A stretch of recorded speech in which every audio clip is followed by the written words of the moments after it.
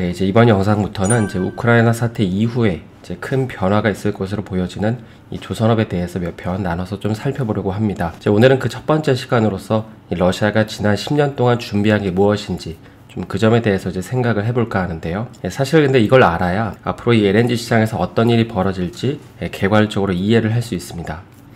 그럼 이제 본격적으로 해당 내용을 좀 살펴보기 전에 이제 혹시 여러분은 이 현재 여러 가지 원자재 중에서 가장 많이 상승한 원자재는 뭐라고 생각을 하실까요? 아마 이제 대부분의 분들이 뭐 원유나 천연가스, 가장 최근에는 이제 니켈 같은 이런 금속이라고 생각을 하실 텐데, 사실 이제 그 가운데는 곡물도 포함이 되죠. 근데 사실 생각해 보면 이 원유나 천연가스는 전쟁이라는 특수성 때문에 이제 오른 거고, 제 곡물 같은 경우도 뭐 물론 이제 최근에 우크라이나 사태 때문에 조금 더 상승을 하긴 했지만, 이제 곡물은 이미 그 전부터 상승을 하고 있었습니다. 특히 이제 가장 최근에는 이제 러시아가 이 자포리자 원전 주변을 타격을 하면서 이제 밀 같은 경우에는 계속해서 그 상한가를 치고 있죠. 근데 이거는 그 만약에 원전이 터지기라도 하면 이 주변의 곡창지대가 앞으로 이제 2만 년, 그러니까 2만 년 동안은 이제 못 쓰는 땅이 되어버리기 때문입니다. 그럼 이제 이런 이슈들 말고 전쟁 발발 이전에 곡물 가격은 왜 상승을 했던 것일까요? 사실 이제 곡물은 작년에 보시는 이 기사가 나오면서부터 이제 상승 조짐이 보였는데요. 바로 이제 브라질에서 폭설이 내렸기 때문입니다.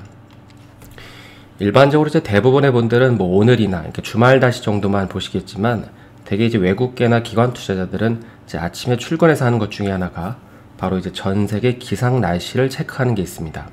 만약에 이제 태풍이 발생했다면 어느 지역으로 움직이고 있는지, 또 이제 허리케인은 뭐 어느 지역에서 발생하고 있는지, 그리고 이제 비나 눈은 뭐 어느 지역에 집중적으로 내렸는지, 그래서 그 지역에 어떤 피해를 입히는지, 그러니까 이런 걸 보면서 이제 가설을 세우는 것이죠. 그래서 이제 결과론적인 얘기긴 하지만은, 만약에 이제 여러분이 이 폭설 뉴스를 봤을 때 생각해 볼 만한 가설 중에 하나는 이제 이런 게 있겠죠. 이번에 이제 브라질에서 이례적인 폭설이 내렸다고 하는데, 그러면 브라질에서는 어떤 곡물을 생산할까 같은 이제 가설입니다.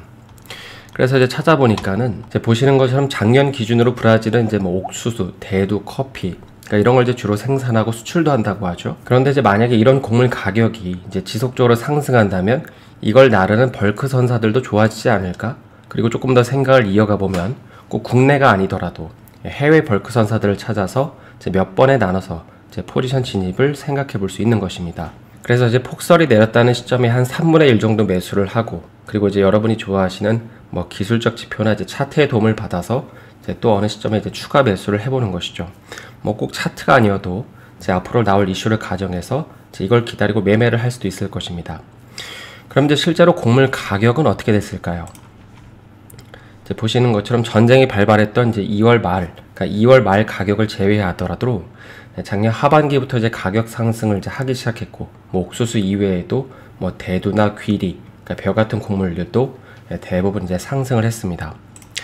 이제 보시는 거는 그 일본의 이제 니폰 유센이라는 이제 그 벌크 선사의 이제 주가 차트인데요. 이제 일전에도 한번 설명을 드렸지만, 이제 일반적으로 일본 조선사들은 이제 곡물을 이제 실어 나르는 벌크선 분야에서 강점을 갖고 있는데, 이제 주가를 보시면 이제 폭설이 내린 여름 이후부터 이제 본격적으로 상승을 하는 것을 볼 수 있습니다.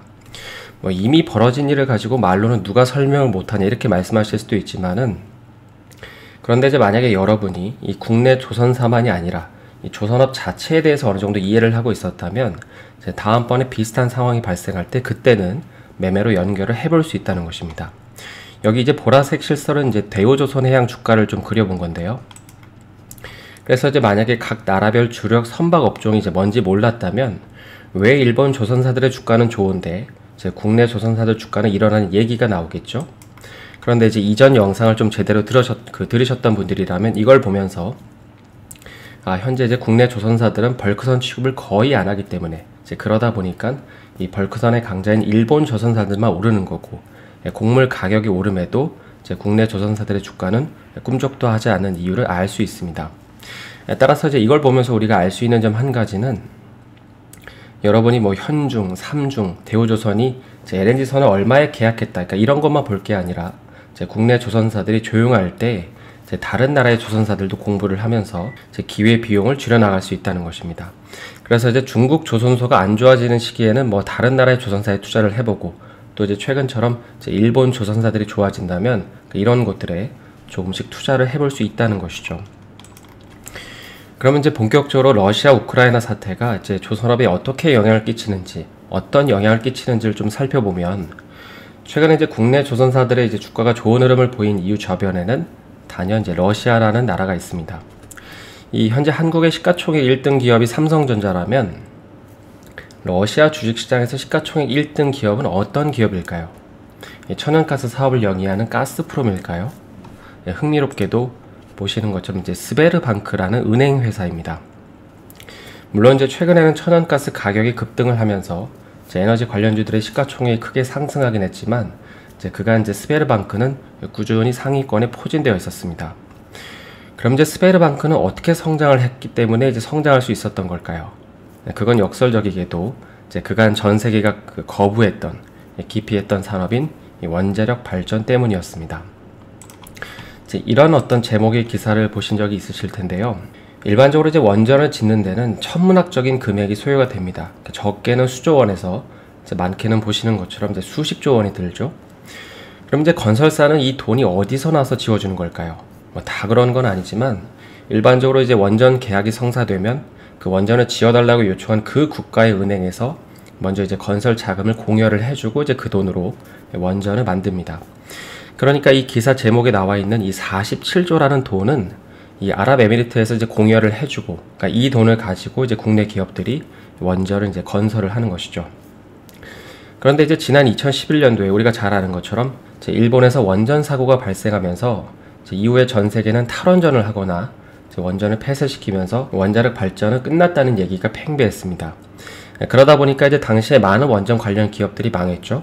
그런데 이제 이 가운데서 이제 시장 점유율을 높여가고 있었던 기업이 하나 있었는데, 바로 이제 러시아의 로사톰이라는 회사입니다. 현재 이 로사톰은 그 세계 최대 원자력 기업이라고 하죠. 전 세계가 이제 탈원전을 할 때 러시아는 이 원전 시장에서 점유율을 더 높여갔던 것입니다. 그리고 이제 이 가운데서 이 로사톰이 이제 특히 공을 들였던 지역을 보면 이제 보시는 것처럼 동유럽이랑 이제 아프리카가 있죠. 그런데 이제 우리가 알기에 이런 나라들은 사실 돈이 많이 없잖아요. 그러면 이들 국가들은 무슨 돈으로 원전을 지을 수 있었던 걸까요? 바로 이제 앞서 언급한 이 스베르방크가 자금 지원을 해줬기 때문입니다. 러시아의 국영은행인 이 스베르방크가 원전 자금을 지원해주고, 로사톰이 이제 원전을 건설했기 때문에 이제 이 두 기업은 엄청나게 성장을 할 수 있었던 것이죠. 그러니까 지금은 본인들 돈으로 사업을 해주고 있지만, 나중에는 이제 화수분처럼, 그러니까 여기저기서 이제 돈을 회수할 수 있기 때문에 당시 러시아의 이제 국영은행이었던 이 스베르방크가 성장할 수 있었던 것입니다. 그럼 이제 여기서 질문이 하나 생길 수 있는데요. 일본의 폭발 사고 이후에 전 세계가 이제 그 이후 탈원전을 할 때 러시아는 왜 원전 사업을 역으로 확대를 시켰던 걸까요? 이제 그 이유를 업계에서는 아마 미국 때문이라고 보고 있는데, 현재 러시아는 이 천연가스 부문에서 엄청나게 해자가 있는 국가죠. 그런데 이제 지난 2010년대 이후에 이제 셰일가스가 등장하면서 이제 천연가스로 먹고 사는 러시아가 이제 불편해지게 됩니다. 셰일가스가 등장하면서 이제 앞으로의 천연가스 시장에서는 본인들이 독점적으로 플레이를 하기가 어렵다고 판단했던 것이죠. 그래서 당시 러시아는 전략을 바꾸기로 결정합니다. 천연가스를 중심으로 영향력을 행사하되 이제 그 이후에는 원자력 발전을 본 것이죠. 그래서 본인들 돈을 써가면서까지 싸게 원전을 지어주려고 했던 이유가 이제 바로 이런 이유 때문이었던 것입니다. 그럼 이제 러시아가 상대적으로 낮은 가격으로 이 아프리카나 이런 동유럽에 원전을 지어주면 얻을 수 있는 효과가 뭐가 있을까요? 이번에 이제 우크라이나 자포리자 원전에서 볼 수 있듯이 이제 원전은 매우 위험한 시설이기 때문에 이제 본인들이 케어해준다는 명목 하에서 자국의 의존도를 높일 수 있습니다. 그리고 두 번째는 이제 원전이라는 게 굉장히 난해하고 복잡한 시설이잖아요. 그러다 보니까는 이 원전 수주를 받는 국가들도 이 원전에 대한 학습이 필요합니다. 그런데 러시아는 이 학습 방식이 적힌 매뉴얼을 이제 세계 공용어인 뭐 영어나 이제 그들 나라의 언어가 아니라 이제 러시아어로 가르쳤습니다. 그러면 이 기술을 학습해야 하는 사람들은 당연히 러시아어를 배워야겠죠. 그리고 이제 이렇게 되면 자연스럽게 러시아 문화도 전파가 가능해집니다. 왜냐하면 이제 어떤 나라의 언어를 배운다는 건 그 나라의 문화를 전반적으로 이해하는 것과 같기 때문이죠. 그리고 세 번째로 기대할 수 있는 효과는 이 원전 가동을 위해서는 이제 우라늄이 필요한데, 현재 기준으로 러시아는 이 우라늄 매장량이 탑3 안에 드는 국가입니다. 이 매장량이 많다는 건 처음에는 이제 낮은 가격으로 우라늄을 제공해주면서 이제 의존도를 높이게 하다가 나중에는 지금 이제 유럽이 천연가스 때문에 고통받는 것처럼 이도저도 이제 못하게 할 수 있다는 거잖아요. 그래서 이제 이런 이유 때문에 지난 10년 넘게 러시아는 다른 나라들이 버린 이 원전 사업을 키워나가고 있었는데, 그런데 문제는 이 러시아의 시장 장악력이 너무 빨라졌다는 것입니다. 그러다 보니까 작년에 이제 바이든 대통령이 이제 문재인 대통령하고 원전 얘기를 꺼낸 이유가 이제 여기에 있었던 것입니다. 그리고 이제 대놓고 원전을 다시 쓰자고는 할 수 없었기 때문에 이 SMR, 그러니까 소형 모듈 원자로라는 것을 이제 갖고 나온 것이죠. 물론 이제 원자력 발전의 효용 가치도 있겠지만 사실 이 협력 저변에 깔린 논리 중에 하나는 이 러시아의 원전 독주를 막기 위해서 연합을 같이 하자는 것입니다. 그동안 이제 전 세계가 벌인 원자력 시장을 러시아가 거의 다 쓸어 담고 있었는데 미국에서 보니까 이거 이대로 뒀다가는 나중에 이제 뭔 일이라도 벌어질 거라고 보는 것이죠. 그래서 이제 최근에 러시아 우크라이나 사태는 뭐 표면적으로 드러난 이슈들도 많지만 이제 그 저변에 깔린 중요한 국제 정세 논리 중에 하나는 미국과 러시아의 이 에너지 패권에 따른 완력 싸움도 있습니다. 그럼 이제 이런 내용들이 조선업과 그리고 LNG 시장과는 무슨 상관관계가 있을까요? 그 점은 다음 시간에 계속해서 이어서 살펴보겠습니다. 네, 이제 오늘 이 시간에는 지난번에 예고한 대로 최근에 그 러시아 우크라이나 사태가 이 LNG 시장에 어떤 영향을 미칠지 그 점에 대해서 한번 생각을 해보겠습니다. 최근에 이제 러시아 우크라이나 사태를 좀 지켜보시면서 이 조선업에 투자하시는 분들은 이런 제목의 기사를 좀 많이 보셨을 것 같은데요. 러시아로부터 천연가스 수입 의존도가 높은 유럽 국가들이 이제 앞으로는 이 파이프라인이 아닌 배를 통해서 천연가스를 조달받을 거고, 그래서 이제 여기에 필요한 LNG 선박들을 국내 조선사가 수주를 할 것이라는 것입니다. 그러니까 이제 러시아 에너지에 가해진 제재 때문에 LNG 운송 수요가 이제 더 늘어난다는 논리가 있는 것이죠. 그럼 이제 이 말은 맞는 말일까요? 아니면 틀린 말일까요? 일단 이제 이 논리 구조만 놓고 보면 사실 이건 너무나 단순한 시각입니다. 일단 지난 10년간 이제 LNG 시장이 성장할 수 있었던 이유를 보면 이제 그 중에 하나는 이 아시아 지역에서의 LNG 수요가 특히 늘어나고 있기 때문이잖아요. 그리고 이제 그 중심 국가는 이제 바로 중국이었습니다. 그래서 이제 보시는 것처럼 2010년대 중반 이후에 이제 중국은 엄청나게 천연가스를 수입을 하고 있는데, 그리고 이제 중국 이후의 시대는 지난 영상을 통해서 그리고 이제 이 기사에서 지적을 하는 것처럼 동남아 국가들이 바톤 터치를 할 것으로 전망을 하고 있습니다. 그래서 이제 이 하이라이트 쳐져 있는 이 기사 말미에 보면 뭐 향후에 태국, 뭐 대만, 방글라데시, 인도네시아, 그러니까 이런 동남아 국가들이 이제 LNG 수요 중심의 그 수요 증가에 이제 핵심 동력이 될 거라고 하는데, 그 이유는 바로 이제 냉방 수요 때문이죠. 그래서 이제 그동안 LNG 시장은 그 아시아 지역을 중심으로 한 수요가 끊이지 않고 계속 쓰일 거기 때문에 이제 성장을 할 수 있었던 것입니다. 그리고 이제 최근에는 이제 이런 논리에 더해서 러시아 우크라이나 사태로 인한 이제 파이프라인으로 천연가스를 조달받았던 유럽도 이제는 이 LNG로 배를 받을 거라는 기대감이 더해지면서 최근에 이제 조선주들은 이제 이런 관점이 생긴 것이죠. 지금 보시는 거는 그 2020년 기준 이제 전 세계 LNG를 배로 실어 나르는 이제 물동량을 좀 나타낸 자료인데요. 현재는 이제 LNG 운반선들이 압도적으로 이 아시아 지역으로 향하는 걸 볼 수 있는데, 이제 앞으로는 러시아 제재로 인해서 유럽 쪽에서도 이 유럽 지역도 이제 배를 통해서 천연가스가 가야 되는 만큼 현재 국내 조선사들은 배를 더 많이 만들어야 하는 게 아니냐는 거죠. 그럼 이제 이런 바람대로 이 국내 조선사들은 정말 수주를 더 많이 할 수 있게 될까요? 일단 이 점을 살펴보기 전에 이제 이런 기사를 좀 잠깐 보시면, 러시아가 이제 베이징 올림픽이 열리는 기간에 전쟁을 하지 않으면서 중국에다가 향후 30년 동안 천연가스를 팔았다는 뉴스죠. 근데 이제 한편으로 이걸 보면 이제 러시아는 이미 군사작전을 펼치기 전에 이미 이제 앞으로의 천연가스 흐름의 변화가 이제 어떻게 될지를 예상을 한 것으로 보입니다. 그러니까 전쟁 이후에 이제 앞으로는 선진국들이 이 러시아산 천연가스를 구입하지 않을 거고, 그러다 보니까는 이제 중국이라는 나라로 이제 해칭을 한 거죠. 그리고 이제 이 기사의 내용을 보면 여기 이제 나와 있듯이 이제 결제 대금은 유로로 이제 결제를 한다고 알려주는데, 현재 러시아가 보유하고 있는 외화 중에 한 30%, 30%가 이제 유로화입니다. 그러니까 이렇게 되면은 이제 러시아는 외화를 중국에다가 주고, 중국은 이제 이 외화를 이제 시장에다가 풀 수 있으니까는 사실 제재를 가한다고 해서 러시아가 극단적으로 힘들어지거나 그러지는 않는다는 것이죠. 현재는 이제 미국을 중심으로 뭐 각종 금융 제재도 당하고, 또 한편으로는 이제 뭐 디폴트 하는 거 아니냐, 그러니까 이런 이제 과장성 기사도 많이 나오긴 하지만 이제 앞으로 아무튼 러시아는 이제 앞으로 가해질 제재에 대한 준비를 어느 정도 해놨다는 걸 알 수 있습니다. 그럼 이제 중국이 구매한 천연가스를 러시아는 어떻게 보내줄까요? 바로 이 파워 오브 시베리아 파이프라인을 통해서 이제 보내는데, 배로 보내는 게 아니라 보시는 것처럼 이제 가스관으로 보내는 것입니다. 그럼 이제 여기서 질문이 하나 생기죠. 앞으로 이제 중국이 러시아로부터 파이프라인을 통해서 천연가스를 공급받으면 그동안 배로 천연가스를 실어서 중국에 보내던 배들은 어떻게 되냐는 것입니다. 물론 이제 이들 배들이 뭐 갑자기 할 일이 없어지는 건 아니겠지만 사실 그렇다고 해서 유럽으로도 가지 않습니다. 왜냐하면 유럽으로 가기에는 거리가 너무 멀기 때문이죠. 이제 그보다는 미국에서 아시아로 보내는 배들이 이제 유럽으로 갈 텐데, 그러다 보니까는 이제 미국은 이제 유럽도 가야 되고 아시아도 가야 되는 만큼 이 LNG 운반선이 더 필요하지 않다는 얘기가 이제 그래서 나오는 것입니다. 그런데 이제 방금 살펴본 이런 논리들도 뭐 듣기에는 얼핏 그럴싸하지만 사실 반은 맞고 또 이제 반은 틀리다고 말할 수 있습니다. 그러니까 이건 이제 이렇게 한번 생각을 해보시면 좋을 것 같은데요. 지금 이제 미국을 중심으로 두고 이제 미국에서 아시아로 오는 선박들이 이 아시아로 오는 게 아니라 이제 유럽으로 가기 때문에 이제 배가 더 필요하다는 거잖아요. 그런데 이제 우리가 직관적으로도 볼 수 있듯이 미국과 유럽은 이제 지리적으로 가깝습니다. 그러니까 거리가 가깝다는 말은 이제 운송 거리가 짧다는 거고, 그리고 이제 이 말을 달리하면 이제 LNG 물량을 자주 보내줄 수 있다는 말이기도 하죠.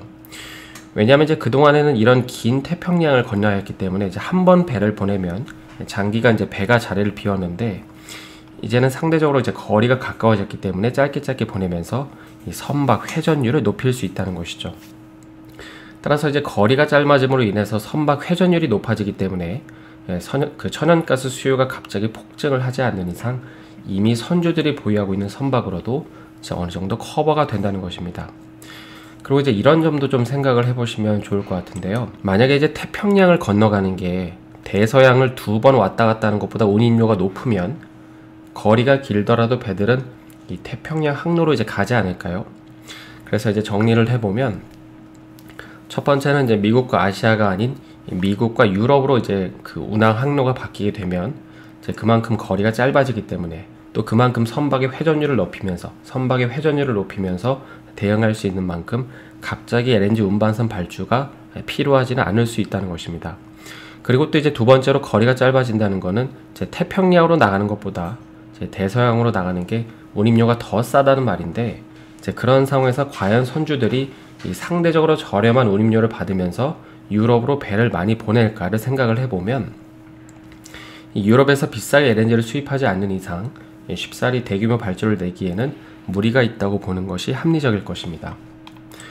만약에 이제 여러분이 강원도에서 이제 기차로 운송 사업을 하고 있는데, 그동안에는 이제 부산에다가만 물건을 보내줬으면 됐었는데 이제 앞으로는 이제 왼쪽에 서울에도 물건을 보내줄 수 있게 됐다고 가정을 해보죠. 그러면 서울 노선이 생겼다고 해서 무작정 새로운 신형 기차를 구입을 할까요?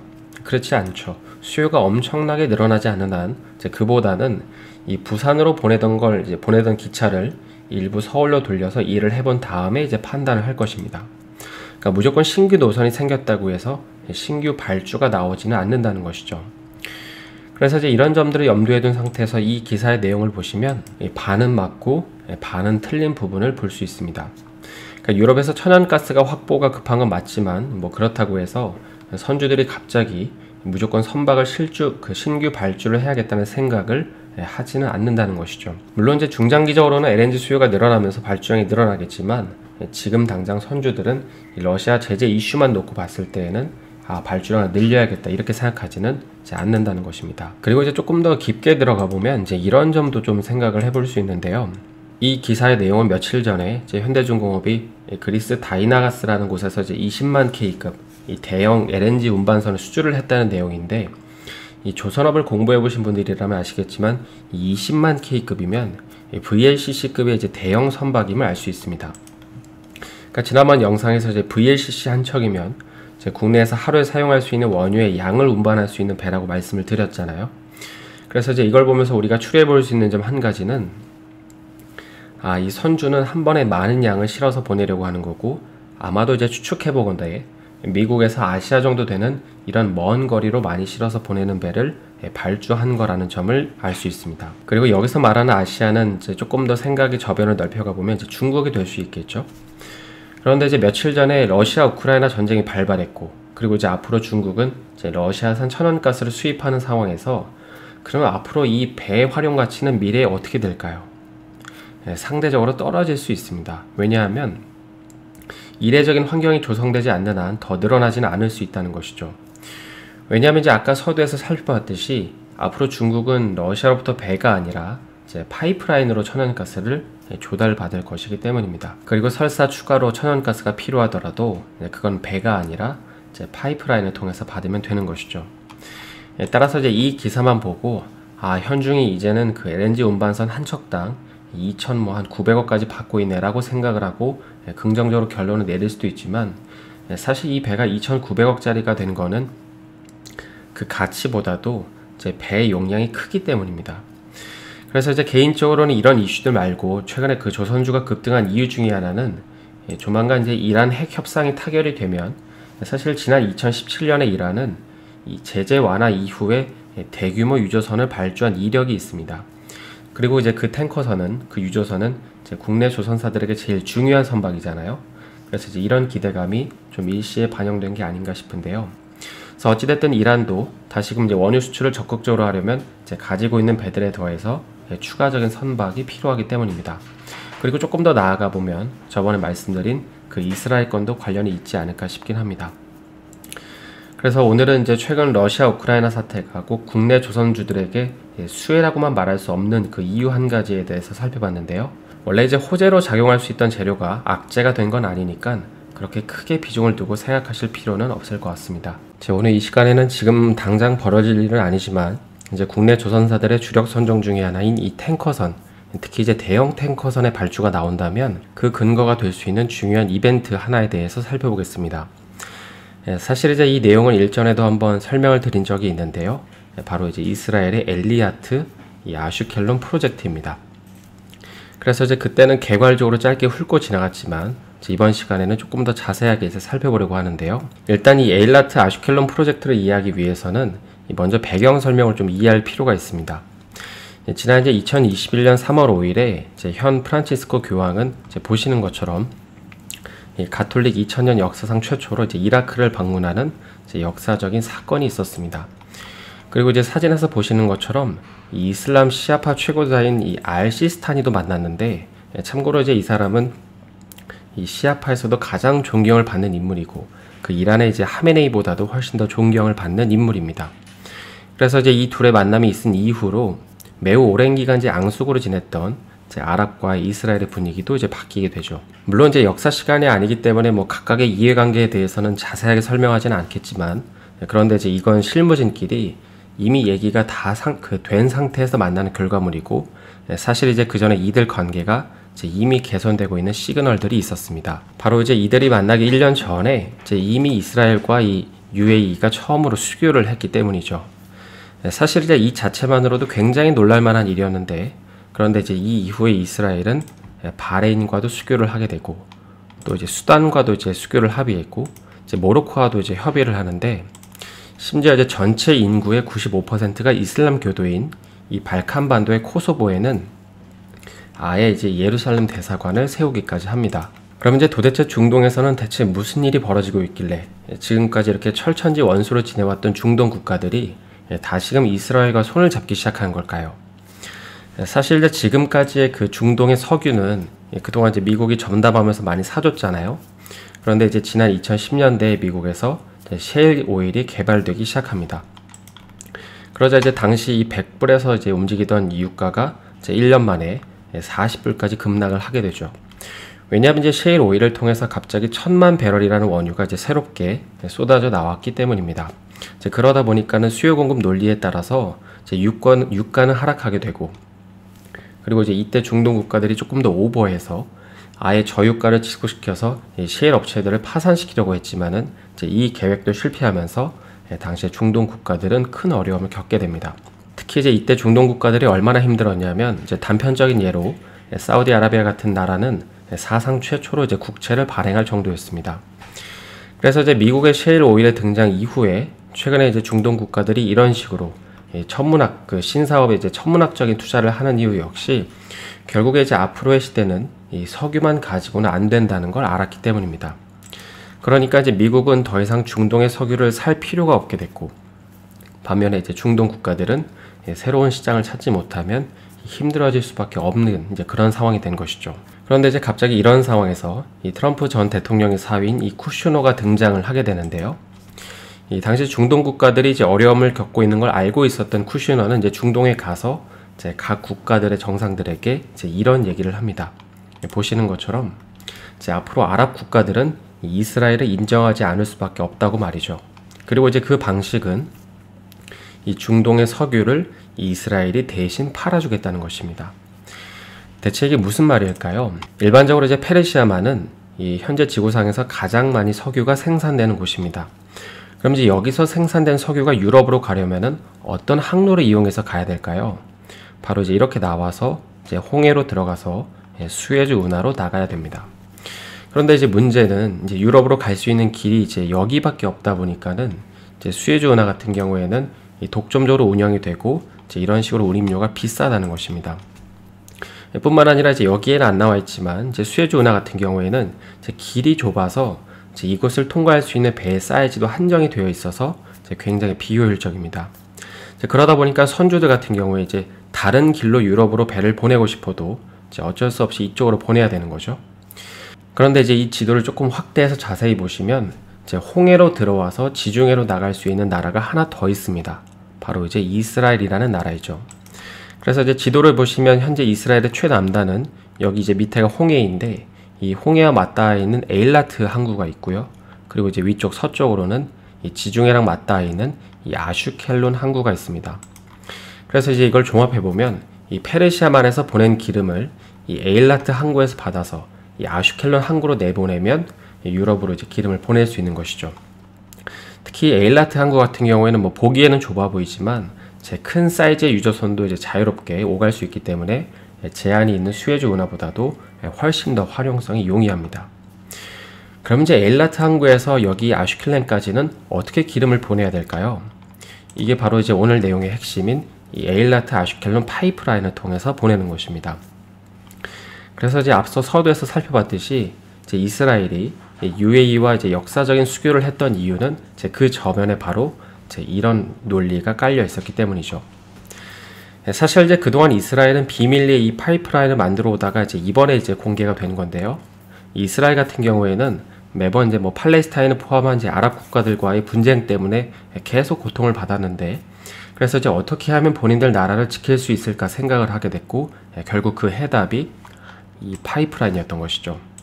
그러니까 아무리 마음에 안 든다고 해도, 이스라엘의 마음에 안 든다고 해도 이제 본인들은 그러니까 아랍 국가들의 기름을 보내주는 통로인데 그걸 알고 있는 상태에서 이 이스라엘을 공격하기란 쉽지 않다는 걸 이스라엘이 알게 된 것이죠. 그래서 이걸 알고 있었기 때문에 아까 살펴본 것처럼 이 기사에서처럼 쿠셔너는 앞으로 이제 중동 국가들은 이스라엘을 인정하지 않을 수 없다고 말한 것입니다. 그리고 이제 이걸 또 한번 확증을 한 게 바로 이제 처음에 살펴봤던 교황이 이라크를 방문한 이벤트였던 것이죠.